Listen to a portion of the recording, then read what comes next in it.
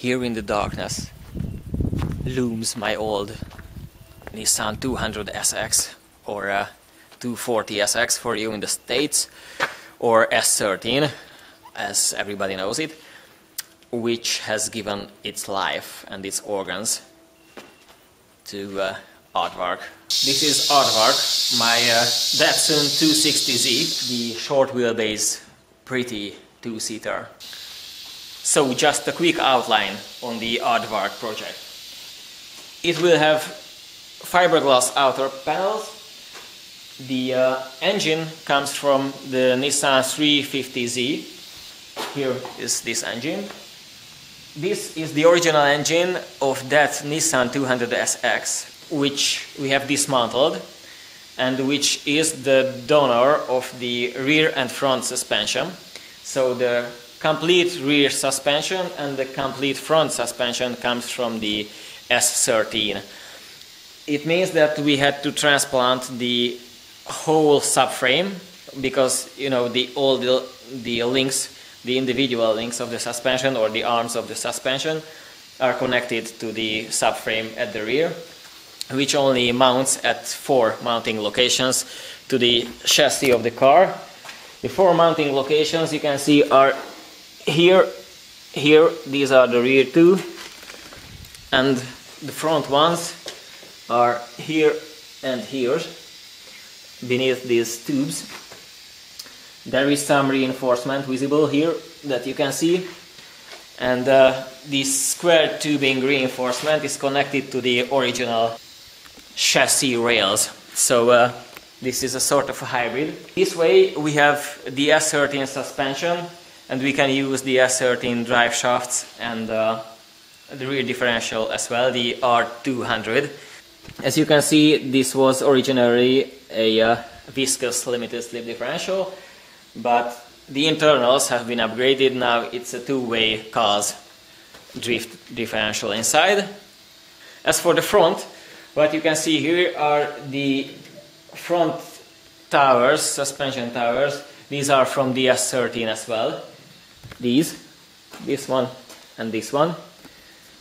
These have been welded into place already.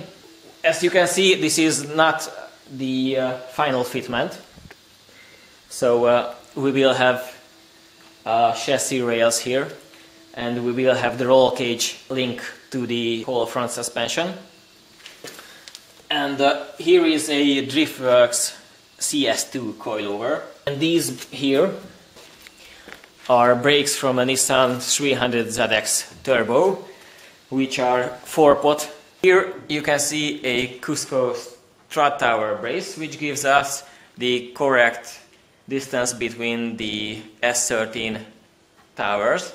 Down here you can see the front subframe, which is from a Ford. We will be using Ford steering racks, power steering, because it allows us to fit the VQ35 engine. The basic problem was that the S13 front suspension is rear steered, so the steering rack is behind the axle line. Now we couldn't use that with the new engine, the VQ engine, because the VQ engine has a very deep oil pan, exactly where our steering rack should be. So instead we switched to a front steering location. First we tried to invert the knuckles so that the knuckles would point forward, and this way we could mount the steering rack in front. But this gives all sort of geometry problems, so instead we will be using Ford knuckles. As you can see here, this is a Driftworks lower control arm, which is for the S13, and we'll be using this with this. So we have the whole S13 suspension in place.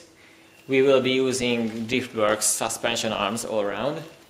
As you can see, the rear end turned out to be pretty wide. Originally it was 153 centimeters. The original S13 rear is 170 or 169.